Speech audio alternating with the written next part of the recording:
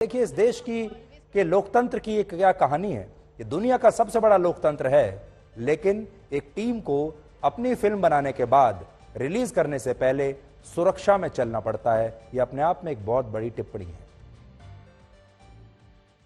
The Kerala story, जो कि एक नई फिल्म आ रही है, इसके बारे में अब तक आप सुन चुके होंगे। रिलीज होने से पहले ही विवादों में भी आ गई है। तो इस फिल्म की पूरी कास्ट और इस फिल्म को आप तक पहुंचाने वाली जो टीम है, वो इस समय मेरे साथ है। मैं पहले आपका परिचय करा दूं। मेरे साथ हैं विपुल शाह, जिन्होंने इस फिल्म को बनाया है। विपुल जी, आपका स्वागत है। अदा शर्मा, जिन्होंने इस फिल्म में उस लड़की की भूमिका निभाई है जो कन्वर्जन का शिकार हुई है। और मेरे साथ हैं सुदीप्तो सेन, जिन्होंने इस फिल्म को डायरेक्ट किया है, निर्देशक हैं इस फिल्म के। सबसे पहले मैं आपसे पूछना चाहता हूं विपुल जी कि ये फिल्म तो ऑलरेडी बहुत विवाद में आ गई है। अब लोग कह रहे हैं कि ये एक प्रोपेगेंडा फिल्म है, चाहे केरल के मुख्यमंत्री हों, सुप्रीम कोर्ट तक में ये बात जा रही है। तो क्या वाकई में ये एक प्रोपेगेंडा फिल्म है? किसी खास मकसद से नफरत फैलाने के लिए आपने इसको बनाया है? मुझे ऐसा लगता है कि जब कोई एक लॉजिकल आर्ग्यूमेंट खत्म हो जाता है तो बहुत आसान होता है कि प्रोपेगेंडा फिल्म है ऐसा बोल दिया जाए। जितने भी लोग ये कह रहे हैं कि ये प्रोपेगेंडा फिल्म है, उनमें से किसी ने ये फिल्म को देखा नहीं। ये सबसे बड़ी बात है। देखने से पहले तय हो जाता है कि ये प्रोपेगेंडा फिल्म है। हमारे लिए जब इन लड़कियों की कहानी हमने सुनी, देखी, और इनके अलावा बहुत सारी लड़कियां जो इस मैनिपुलेटिव कन्वर्जन से गुजरती हैं, उनके बारे में जब पता लगा, उनसे इंटरव्यूज़ भी किए, सब कुछ किया, तो हमें लगा कि ये इतना इम्पोर्टेंट सब्जेक्ट है और कैसे इस देश में किसी को पता ही नहीं है। तब हमने ये डिसाइड किया था कि ये फिल्म हम ज़रूर बनाएंगे। और ये फैसला हमने 3 साल पहले लिया था। 3 साल तक हम इस पे काम करते रहे। तो उस वक्त तो हमें कहाँ पता था कि कोई इलेक्शन आने वाला है और उस इलेक्शन के साथ हमारी फिल्म रिलीज होगी। तो ये बड़ा एक आसान तरीका होता है एक फिल्म को डिस्क्रेडिट करने का। लेकिन हकीकत ये है कि हमें इस फिल्म के सब्जेक्ट के बारे में डिस्कस करना चाहिए। प्रोपेगेंडा है या नहीं है, ये बहुत ही छोटी बात है। तो क्या ये वाकई सच्ची कहानियों पर आधारित है? सब कुछ जो आपने दिखाया इस फिल्म में, वो सारी जो कैरेक्टर्स हैं, सब सच हैं? हमने इस फिल्म को बहुत वक्त लेके बहुत शांति से लिखी इसलिए है क्योंकि हम चाहते थे कि इस फिल्म की एक एक लाइन, एक एक शब्द ट्रू स्टोरी से निकल के आए। जो हमने बहुत सारी लड़कियों के इंटरव्यूज़ में उनकी कहानियाँ सुनी, उनमें से हमें एक एक किस्से, एक एक डायलॉग तक फिल्म के वहीं से मिले, बहुत सारे सीनों के डायलॉग। तो हम ये कह सकते हैं कि ये बिल्कुल ट्रू स्टोरी है। 3 लड़कियों की कहानी है इस पिक्चर में। एक जो अफगानिस्तान की जेल में इस वक्त हैं, जो किरदार अदा निभा रही हैं, एक लड़की जिसने खुदकुशी कर ली, और एक लड़की जो गैंग रेप होने के बाद भी आज अंडरग्राउंड है, किसी को नहीं पता कि वो कहाँ है। एक बार हमने बहुत कोशिश करके हम कहीं उसे ढूंढ पाए थे और उसका इंटरव्यू किया हमने, उसके बाद वो फिर से किसी को नहीं मिल रही है। तो ये 3 लड़कियों की कहानी और हर एक सीन, हर एक लाइन इस फिल्म की सच्ची है और इसका हम हर चीज़ का प्रमाण दे सकते हैं। सुदीप्तो जी, आपने फिल्म बनाई, क्या क्या परेशानियों का सामना करना पड़ा इस तरह की जब आप फिल्म बनाते हैं? तो परेशानियां, मैं इसको परेशानियां नहीं बोलता हूं क्योंकि ये हम चॉइस से गए थे। 2014 में एक इंसिडेंट्स बहुत चर्चा में आए थे कि एक 19 साल की एक लड़की वो कन्वर्ट हो गए थे और उसकी 15 दिन में पता चला था कि कितने बड़े साजिश की शिकार थी वो, और वो रिकन्वर्टेड होके आ गए थे। 19 साल की बच्ची थी, तो उसको पछतावा हुआ कि मैं क्यों इस नेक्सस में फंस गए थे। तो उसको जब प्रेस और सरकारी सिस्टम, पुलिस उसको चेस कर रहे थे, तो नर्वस होके वो डिसाइड करता है वो त्रिवेंद्रम से गांव में चले जाएंगे। कसरगोड में उसका एक गांव था, वहां से वो लड़की। पर ये क्या वाकई 30,000 लड़कियों की कहानी है? जैसा कहा जा रहा है कि 30,000 लड़कियां नहीं, ये शिकार हुई 30,000 की कहानी नहीं है, ये शायद 50,000 से ज्यादा लड़कियों की कहानी है। क्योंकि इस फिगर को लेके बहुत कंट्रोवर्सी, कोई कहता है 3 है, कोई 30,000, कोई 50,000। विपुल जी बोल चुके हैं, किसी को डिस्क्रेडिट अगर करना है ना, ऐसे मुद्दे में करो जिसके साथ सच्चाई के कनेक्शन नहीं है, क्योंकि सच्चाई कुछ लोगों को डिस्टर्ब करता है। अगर हमारी सच्चाई अगर किसी को डिस्टर्ब करे तो उनकी नजर में ये सवाल है कितना नंबर था। नंबर इंपॉर्टेंट नहीं है। अगर एक लड़की भी परेशान है, उसको रेप किया जाता है, मोलेस्ट किया जाता है, तो शर्म से हमारी सर झुक मैंने ये जाती भी है। सुना कि जब आप केरल में शूट कर रहे थे तो आपको तब सिक्योरिटी के लेकर बहुत परेशानी हुई, बहुत ज्यादा लोग नहीं चाहते थे कि आप ये फिल्म हमारे बनाएं। ऊपर अटैक भी होता। हमने वो कहानी बोलना नहीं चाहते हैं क्योंकि लोगों को लगता है कि ये पब्लिसिटी के लिए बोला जाता है। रात 12 बजे हमें होटल छोड़ के चले जाना पड़ा था, 3.5 किलोमीटर पैदल चल के उस पर्टिकुलर डिस्ट्रिक्ट की बॉर्डर क्रॉस करके दूसरी डिस्ट्रिक्ट की पुलिस की हेल्प लेके हमें जाना पड़ा। ऐसे बहुत सारे कहानियां हैं, लेकिन एंड ऑफ द डे हमने एक सच्चा फिल्म बनाया, जो बनाना चाहते थे वो बनाए। मतलब ये सबसे बड़ी बात है। अदा, आपने इसमें जो केंद्रीय भूमिका निभाई है, जब तक एक्टर कन्विंस नहीं होता अपने कैरेक्टर से, उसमें वो बात नहीं आती। वर यू कन्विंस्ड शुरू से जो आप भूमिका अदा कर रही हैं इसमें? जी एब्सोल्युटली। सुदीप्तो सर ने 7 साल से रिसर्च किया एंड हमारे सामने ही सब फैक्ट्स थे एंड एक्चुअली सिर्फ हमारे सामने नहीं, पब्लिक डोमेन पे अवेलेबल है। इसलिए आई थिंक हम लोगों को सबका सपोर्ट मिल रहा है बिकॉज सबके पास अभी everyone just goes online and checks, right? You check online and you like oh this is there, this is there. तो आई थिंक इसलिए पूरी नेशन हमारे लिए खड़ी है because they know that what we are saying is the truth. And कुछ लोग distract करने के लिए एक नंबर फेंक रहे हैं एंड मैं एक लड़की हूँ। आई फाइंड इट रियली वियर्ड जब भी ह्यूमन लाइव्स को हम लोग बोल रहे हैं एक साइड पे ये जो लड़कियां the pain that they went through, and on the other side we are saying yeah it's just some number. कितना नंबर था, इतना नंबर, इतना नहीं, 2 ज्यादा 2 कम। And we are talking about girls जिनको रेप किया गया है, जिनको फोर्सफुली इम्प्रेग्नेट किया गया है। So I find it. आप अपने जीवन को क्या 2 भागों में अब डिवाइड करना चाहेंगी? द केरला स्टोरी से पहले का जीवन और उसके बाद का जीवन। क्या फर्क आया है ये स्टोरी में इस फिल्म में काम करने के बाद? आई होप मैं ज्यादा ग्रेटफुल हुई हूँ as a human being because human story है at the end of the day. I think जब भी लोग देखेंगे भी तो you'll see the human side of it. हम लोग ने ह्यूमन एंगल दिया है about a girl who gets out of her, वो she is living in Kerala her beautiful life and very happy, और कैसे उसकी लाइफ चेंज होती है because of making one mistake. So I hope I've become more grateful as a person because we have so many amenities available to us so easily always. So विपुल जी, हमारे बॉलीवुड में film industry में एक खास तरह का formula होता है, वही चलता है, लोग उसी से खुश रहते हैं। इस तरह की जो फिल्में होती हैं, इन्हें ना तो डिस्ट्रीब्यूटर्स मिलते हैं, ना कोई ओटीटी प्लेटफॉर्म, ना कोई फाइनेंसर्स भी पीछे हट जाते हैं कि अरे भाई बड़ा कंट्रोवर्शियल सब्जेक्ट है यार, हमें थोड़ा दूर ही रखो। तो उसके बारे में, इस जर्नी के बारे में बताइए कि आपने तब भी अपने पैसे से इस फिल्म को बनाया, कितना पैसा आपने रिस्क पर लगा दिया? ये बड़ा मुश्किल सवाल है, लेकिन हाँ, ये ज़रूर है कि लोगों को लगता है कि कौन देखेगा ऐसी फिल्में, और हमारी सोच ये थी कि कौन देखेगा ये इम्पोर्टेंट नहीं है, ये फिल्म बनना बहुत ज़रूरी है।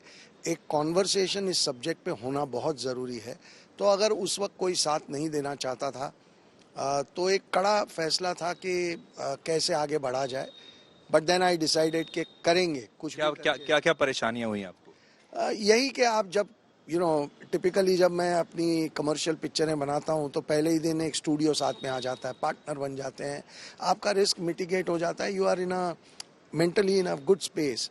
इसमें हमारी 2 दिक्कतें थी कि हमें क्वालिटी पे एक पैसे का कॉम्प्रोमाइज़ नहीं करना था, लेकिन हमारे साथ कोई सपोर्ट में कोई भी नहीं था। So we all were on our own.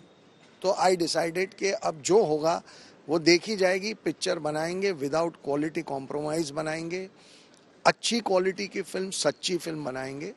और मैं खुश हूँ कि आज हम डिस्ट्रीब्यूशन में भी पहले तो कोई साथ नहीं देना चाहता था, तो हम खुद ही डिस्ट्रीब्यूट भी कर रहे हैं। So it's like risk all the way through. But अब जो लोगों का साथ और सहकार मिल रहा है, उससे लग रहा है कि हम सही थे। लोगों के अंदर वो, ऑडियंस के अंदर वो संवेदना बहुत है, और इसीलिए वो लोग इस फिल्म से कनेक्ट कर रहे हैं, उनको इसमें इंटरेस्ट है। That's the most important thing. दादा, आप बता रहे थे कि शुरू में पूरी यूनिट को इकट्ठा करना भी मुश्किल हो रहा था, बिल्कुल। लोग काम नहीं करना चाहते थे। क्या हुआ था उस समय? हमने पहले कोशिश कर रहे थे कि कोई साउथ इंडिया से कोई एक्ट्रेस काम करे, पर तभी हम जस्टिस कर सकते थे, तब आधा नहीं थी। तो हमने कई सारे एक्ट्रेसेस के पास गए, ये 4 जो प्रोटैगनिस्ट है हमारी फिल्म की, उसके लिए स्क्रिप्ट पढ़े और सब चले गए। मतलब किसी की ताकत नहीं हुआ, साहस नहीं हुआ कि ये फिल्म को अंजाम दे, बिकॉज स्क्रिप्ट पे बहुत आसान स्क्रिप्ट नहीं है। मैं आशा करूंगा कि आप 5 तारीख को ये फिल्म को देखेंगे, तब आप रियलाइज करेंगे कि मैं जितना भी आदा को थैंक करूं वो शायद कम होगा, because she showed that courage. तो सिमिलरली हमारे पास लिरिक्स लिखने के लिए आज पता चला, अभी मैसेज आए, जो हमारी मेन जो सॉन्ग है ना उसकी, पागल परिंदे, वो बहुत पॉपुलर हो रहा है, सुनिधि चौहान ने गाई है। उसकी जो राइटर है वो एक मुस्लिम है, 5 बार नमाज पढ़ने वाले। उसके पास धमकियां पहुंची है, उसने बोलता है कि मुझे कुछ हेल्प मिल सकता है क्या, कोई कानून मतलब लॉयर वगैरह, तो मैंने उसको मैसेज कर दिया। तो तो टेक्नीशियंस, लोग इसलिए नहीं काम करना चाहते थे कि बिना बात विवाद होगा, फिर जान खतरे में आ जाएगी। टेक्नीशियंस, एक्टर्स, 6 महीना तो हमें मेन क्रू, मेन कास्ट ढूंढने में लग गया था। लेकिन end of the day again no complain, हमने अच्छी फिल्म बनाया। सुधीर जी प्लीज देख लीजिएगा। जरूर हम देखेंगे। विपुल, आज आप जेएनयू जा रहे हैं, दिल्ली के जेएनयू, वहाँ आप अपनी फिल्म दिखाएंगे। वहाँ ऑलरेडी विरोध शुरू हो गया है आपकी फिल्म का, और ये दुनिया का सबसे बड़ा लोकतंत्र है जहाँ हम खड़े हैं। और यहाँ आपने एक फिल्म बनाई है, एक विचारधारा आप लोगों के सामने रखी है, और अब फिल्म बनाने के बाद आपको सिक्योरिटी लेकर जाना पड़ रहा है। अभी मैं आपकी बात सुन रहा था तो आप कह रहे थे कि नहीं सिक्योरिटी का अरेंजमेंट हो गया कि नहीं, कैसे होगा। एक फिल्म प्रोड्यूसर को, डायरेक्टर को, फिल्म क्रू को सिक्योरिटी लेके घूमना पड़े फिल्म के रिलीज के समय, इससे खराब बात क्या हो सकती है? ये बहुत डिस्टर्बिंग है कि हम एक फ्रीडम से एक सच्चे सब्जेक्ट पे एक सच्ची तरीके से फिल्म बनाने के बाद हमें सिक्योरिटी लेके घूमना पड़ता है। बट आई थिंक के ठीक है, अगर किसी को लग रहा है कि उसका इस तरीके से विरोध करना चाहिए तो यही सही।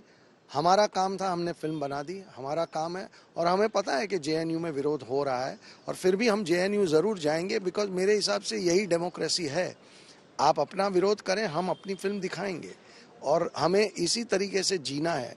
अगर हमारा विरोध एक दूसरे के प्रति जो है वो बातचीत तक रहे और विचारधारा की लड़ाई रहे तो बहुत अच्छा रहेगा। इसमें कोई वायलेंस की बात ना हो तो बहुत अच्छा रहेगा। तो मैं ये उम्मीद कर रहा हूँ कि उनका विरोध का उनका हक है, और हम उस विरोध के थ्रू अपनी पिक्चर दिखाना चाहेंगे, ये हमारा हक है, और हम पूरी कोशिश करेंगे कि हमारी पिक्चर लोग देखेंगे भी और हम वहाँ जाएंगे भी। अदा, आपने इससे पहले वैसे तो बहुत फिल्मों में काम किया है, लेकिन जो बॉलीवुड की जो फिल्में होती हैं वो अलग तरह की फिल्में होती हैं। वो सिर्फ एंटरटेनमेंट को, मनोरंजन को ध्यान में रखकर बनाई जाती हैं। ये एक नई रियलिटी में अब आप आई हैं। वही मैं आपसे जानना चाहता था कि इस नई रियलिटी के बाद आपको कुछ नया रियलाइजेशन हो रहा है? जैसे अब पहली बार आपको भी सिक्योरिटी के बीच में जाना पड़ रहा है, पहली बार आपको भी शायद ये डर लग रहा होगा कि अभी आप जेएनयू जाएंगी तो पता नहीं क्या होगा। नहीं, अभी आई थिंक डर इज, जब भी फिल्म कर रहे थे, and when you think about it, जो वो लड़कियां व्हाट दे वेंट थ्रू, तो हमारा डर देन क्या है, right? What they, and they have been so brave, जिन लड़कियों ने एक्चुअली टेस्टिमोनियल्स दिए हैं हमारे फिल्म में, जो लड़कियां, so then when I think डर लग अलाउड नहीं है। I don't think we are डरना अलाउड। मना है। हाँ, डरना डेफिनेटली मना है। And I won't want to discredit entertainment, films that are made only for entertainment, because entertainment भी जरूरी है लाइफ में and all. And it's not that this film, this entertainment is different now. You can have a horror film जो आपको डराएगा, एक comedy film जो आपको हंसाएगा। This is a real subject and I hope it will create awareness. नहीं, मैं इसलिए आपसे पूछ रहा हूँ क्योंकि हमारे देश में हम काल्पनिक जो मनोरंजक दुनिया की फिल्में हैं, स्विट्जरलैंड में गाना शूट हो रहा है, प्यार मोहब्बत हो रही है पेड़ों के आसपास। देखिए अब आपके चारों पीछे जो पेड़ हैं, इसी में अगर हीरो हीरोइन यही गाना वाना गा लेते तो वो सब चीजें, हम लोग उसके साथ ज्यादा कंफर्टेबल हैं। हम ये सच्चाई देखना नहीं चाहते, ये कड़वी सच्चाई है। हाँ, I think if this film does well then it will set a new path. ऐसी फिल्में और बनेगी, ऐसी और रियल लाइफ स्टोरीज पे। एंड और ये हमारी धारणा है कि ऑडियंस ये नहीं देखना चाहती। मैं ऐसा मानता हूं कि ऑडियंस ये देखने के लिए बिल्कुल तैयार है। हम ऑडियंस को समझ नहीं पा रहे हैं और हमें लग रहा है कि वो तैयार नहीं है। इस फिल्म का जो रिस्पांस आ रहा है वो तो यही दर्शाता है कि ऑडियंस बिल्कुल तैयार है ऐसे सब्जेक्ट्स के लिए। आपको लगता है कश्मीर फाइल्स जैसी जो सफलता थी वो इस फिल्म को मिलेगी? क्योंकि वो भी, उस फिल्म पर भी लगभग यही आरोप लगे थे, कहानी भी लगभग एक ही थी, बस फर्क ये है कि वो कश्मीर की कहानी थी, ये केरल की कहानी है। मुझे लगता है कि इस फिल्म की सबसे बड़ी सफलता तब होगी जब हम कुछ लड़कियों की ज़िंदगी को बचा पाएं, कुछ लड़कियां जो फिल्म देखने के बाद सतर्क हो जाएं, और इस पूरे मसले पे एक नेशनल डिबेट हो और कुछ काम हो। आई थिंक वो इस फिल्म की सबसे बड़ी सफलता होगी, और वही हमारा आशय भी है। आप उस शब्द की बात कर रहे हैं जिसका नाम लेने में ही लोग बहुत डर जाते हैं, लव जिहाद। देखिए, जब हम वो वर्ड यूज करते हैं ना तो सडनली सब्जेक्ट पॉलिटिकल हो जाता है। तो इसलिए हम उस सब्जेक्ट को नहीं लाना चाहते और हम इसको एक ह्यूमन ट्रेजेडी की तरह, इन लड़कियों की बहुत ही दुखद कहानी की तरह देखना चाहते हैं। पर डिस्कशन के लिए अगर लव जिहाद इज अ ईजियर टर्म, तो हाँ, लव जिहाद अगर विषय है तो उस पर डिस्कशन नेशनल लेवल पे होना चाहिए, खुले मन से होना चाहिए। अगर ये फिल्म उस दिशा में पहला कदम बन सकती है, फर्स्ट स्टेपिंग स्टोन, तो I think the film would be absolutely successful in our mind, then the numbers will be secondary. दादा, लव जिहाद जो है वो एक पॉलिटिकल टर्म बन गया है। लोग कहते हैं तो है ही नहीं, सिर्फ आपका बनाया हुआ है, ऐसे ही बना दिया है। पर क्या आपने केरल में जाकर फिल्म बनाई है, आप जानते हैं केरल को, वाकई वहाँ लव जिहाद होता है? ये भी एक लव जिहाद पर ही बनी फिल्म है? ऑफ कोर्स होता है। अभी देखिए, कुछ टर्म कॉइन करना एक हमारी कल्चर है।